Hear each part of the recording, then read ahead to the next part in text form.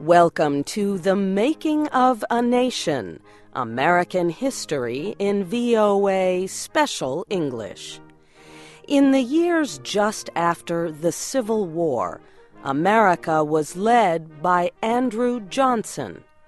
The Democrat rose from vice president to president when Abraham Lincoln was assassinated in April of 1865. Andrew Johnson soon found himself in a bitter struggle with Congress.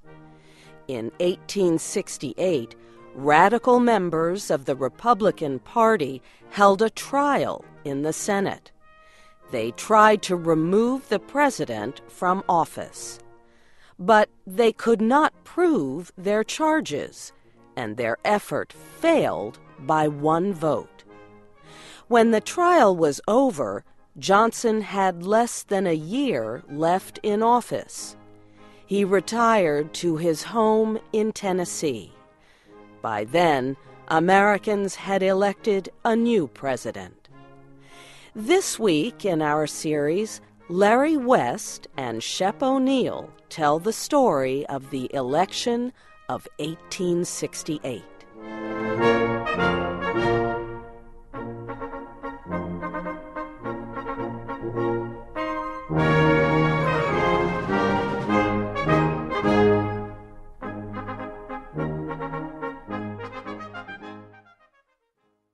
There was no question about the Republican choice for president. Party leaders wanted General Ulysses Grant. Grant had been head of the Union Army during the last part of the Civil War. Under his leadership, the Union had won, and now he was the best-liked man in the country.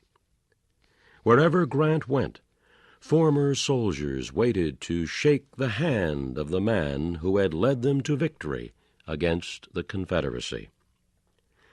The Democratic Party had a much more difficult time choosing a candidate for president in 1868. 47 men wanted the nomination. After several votes during its convention, the party failed to choose one above the others. Finally, party leaders looked for a compromise candidate. They chose Horatio Seymour, a former governor of New York State. He won the nomination on the 22nd ballot. Seymour, at first, said he could not accept the honor. He said he did not want to be president.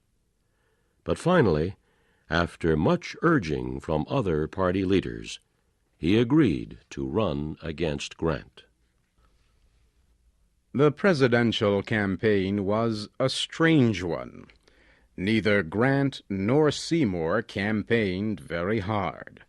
Grant told his advisers he would take no part in the election campaign. Seymour spent much of the time working on his farm. The real campaigning was done by party supporters. Republicans urged Union men to vote as you shot for Ulysses Grant, the man who won the Civil War. They warned that Horatio Seymour and the Democrats were all secret rebels in their hearts. Seymour's supporters spent most of their time answering Republican charges. They struck back by accusing Grant of being a liar. They said he was controlled by extremists. They said he would rule from the White House like a dictator. The Democratic attacks failed. Grant got more popular votes and electoral votes than Seymour. He won the election. It was a great victory for the military hero, yet it also was the start of an administration that would suffer many problems. Ulysses Grant would prove to be much less successful in politics than in war. As Andrew Johnson prepared to leave the White House a few months after Grant's election, he would look back on some successes during his time as president.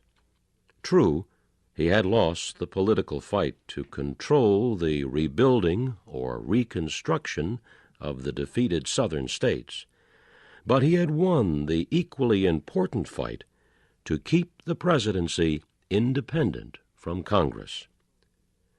Johnson also could look back on some successes in foreign relations. During his administration, he got Napoleon III of France to withdraw French forces from Mexico, and he got more territory for the United States. In the spring of 1867, the Russian minister in Washington made a surprise offer. He said his country was willing to sell some of its territory in North America. Secretary of State William Seward quickly prepared a treaty accepting the offer. Russia wanted $10 million for the land. Seward said the United States would pay only $7 million. Russia accepted, and the treaty was signed. The United States flag was raised over Alaska. Many Americans protested the purchase of Alaska. They thought $7 million was too much to pay for a worthless piece of frozen land. They said the deal was foolish. They called it Seward's folly. In time, of course, these critics were proved wrong. Alaska's wealth in oil, natural gas, trees, fish, and animal skins makes its purchase one of the greatest deals any country ever made for territory. On March 4th, 1869, Ulysses Grant traveled to Washington for his inauguration as the 18th President of the United States. Outgoing President Andrew Johnson refused to take part in the ceremony. Before Grant arrived, Johnson left the White House. As he walked out, he told a friend, "I think I can already smell the fresh mountain air of my home in Tennessee." Americans had high hopes for their new president. They saw Grant as a strong and silent soldier, a great leader who had won a long and bitter war. But there was another side to Grant which most people did not see. During the Civil War, the general had been a great hero. For many years before that, however, he had been considered a failure. As a young man, Grant entered West Point, the nation's school for Army officers. He did poorly in his studies. He did not like responsibility. Somehow he completed his studies and became an Army officer. He fought in America's war against Mexico. After the war, Grant got into trouble. He drank too much whiskey, too often. The Army forced him to resign. For the next 8 years, he tried one thing after another. He failed at each one. He tried farming, for example, and failed. He tried selling land, and failed at that too. At last, Grant appealed to his father for a job in a store. He held this low-paying job until the Civil War started. Then he finally got back into the Army.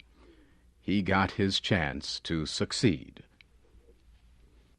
Still, the years of poverty and failure affected Ulysses Grant. They made him lack trust in his own judgment and abilities.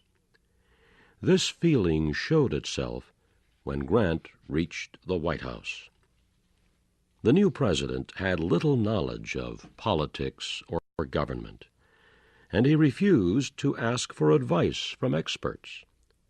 To do so, he felt, would show a lack of intelligence.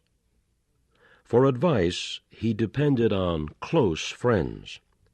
These were the men with whom he had served during the Civil War.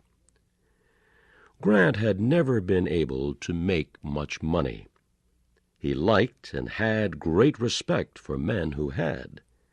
He became friends with some of these wealthy men. He accepted gifts from them. This weakness for money and power became clear when he announced his choices for his cabinet. Grant named a rich businessman to be Treasury Secretary. The Senate rejected him. Grant named another rich businessman for Navy Secretary. This nomination was approved, even though the man had never been on a ship. Grant named several other rich people and old military friends to the cabinet. Many lacked political experience. Some critics attacked the appointments.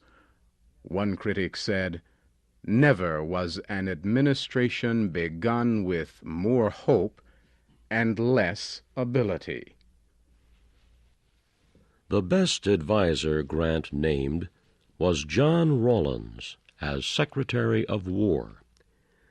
Rawlins was a good judge of men, and he was wiser than most of Grant's other friends. He alone, of all those around the president, would argue with Grant when he believed him to be wrong. Rawlins, however, was in poor health. His condition grew worse during the summer of 1869. Early in autumn, he died. Rawlins' death hurt President Grant deeply, but the lack of honest, wise advice in the White House would hurt the country even more. That will be our story next week, in the next program of The Making of a Nation.